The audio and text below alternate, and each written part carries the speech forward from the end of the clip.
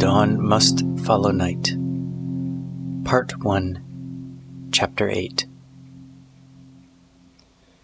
It was going to be a good moon. The justice would get to kill. Lothin dismounted from his horse and mounted the steps that led to the great hall belonging to Lord Lindrel of Dindra. The two guards eyed him as he extended his axe. It was his prized possession, and it was beautiful. The ash handle was just long enough for Lothin's grasp, curving subtly into the blade, which was made for the singular purpose of death in one swing. It was wide and heavy, so that all the executioner had to do was raise it a few feet above the neck and guide it to its goal. Gravity and the edge did the rest. "Please, keep this safe." He shifted his gaze from the axe to the guards, then back to the axe, then back to the guards again. The one on the right reached forwards, but Lothin held it back. "Promise." The guard frowned. "On my honor," he said, then took the axe from Lothin's grasp. Lothin stared for a moment that the guard found very uncomfortable, then passed through the double doors. It was a long walk to the end where Lord Lindrel was waiting. Lothin drank in the architecture, admiring the curved marble so polished that he could see his reflection. He smiled at the flickering torch fire dancing across his countenance. The justice had never set foot in a place like this before. Despite the lofty language used by the courts to describe his role, executioners were not well received. The common folk hated him because he killed their friends and relatives, and the nobility hated him because he was a commoner. Lothin didn't mind. His father had been the first one to notice. It happened when the dog went missing, and the boy was found in the woods with blood on his hands. He had stopped being his father's son then. Not that Lothin blamed the man. Finding out that your son has no feelings about taking life, or any feelings in general, is quite a shock. In fact, Lothin was grateful that his father had the sense and compassion to pawn him off to a justice passing through the village. If Lothin had not become an executioner, he probably would have ended up on the block himself. His thoughts carried him to the end of the hall, where he stopped in front of Lord Lindrel. His Excellency sat in a wooden chair on a raised platform, both hands grasping the armrests. Two green eyes stared out of the darkness. Lothin smiled. "You seem happy, Justice," the Lord said. "It is not often I enter the presence of a lord such as yourself." Lothin sunk to a knee. Truthfully, he did not know if he was showing proper etiquette, but it seemed like the right thing to do. Wrong leg forward, but I appreciate the gesture. Lindrel waved a hand and let Lothin stand. "I trust you have acquainted yourself with your victim." "Ah, yes, the murderer.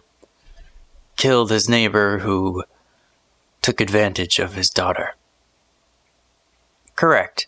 The vagrant claims he did not mean to kill the man, though one does not take an axe with him if he does not mean to use it." Lindrel rested his head on his fist and regarded the justice. At the mention of an axe, Lothin pictured his own and smiled. "No, one does not take an axe if he does not mean to use it," he thought. "You met the man. Do you think him a liar?" Lothin thought back to the man in the cell. One look was usually all it took to recognize a killer. Being one himself, he was able to recognize the same dark desire staring back, if it was there. They would feign fear, try to hide it, would do so quite well in some cases. But there was no hiding it completely, and Lothin could smell the familiar stench like a wolf catching the scent of a trespasser. He recalled the murderer staring through the bars with wide, terrified eyes. No, he thought. To call that man a murderer would be inaccurate. He committed a murder, but he didn't mean to and he didn't enjoy it. He's not like me. But he didn't say that to Lindrel. I trust His Excellency's judgment in all things. The man committed a crime. Justice must be done. Lindrel smirked. You are a wise man, Lothan. Still, I would like your opinion. You need not fear upsetting me.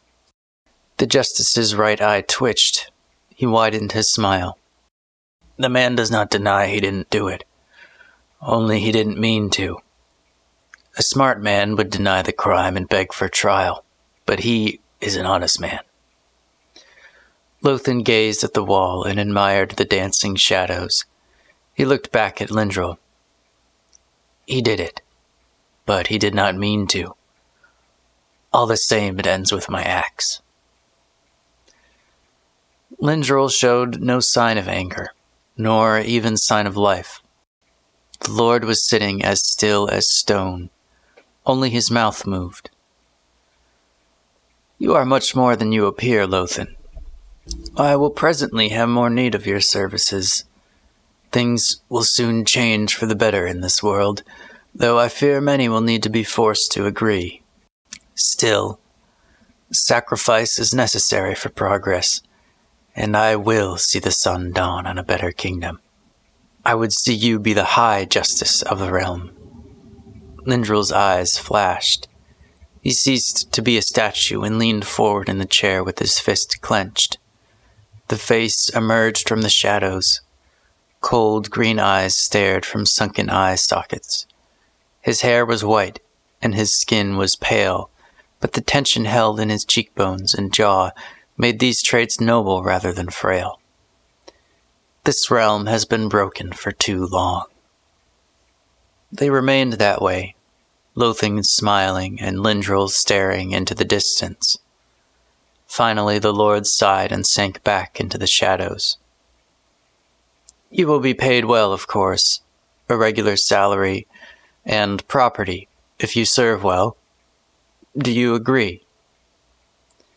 Lothan considered the offer. Will I be able to work? I will not be paid to be idle. Nor will my axe abide it, he thought. Yes, Lindrel said. There will be plenty of work for you to do. Lothan grinned.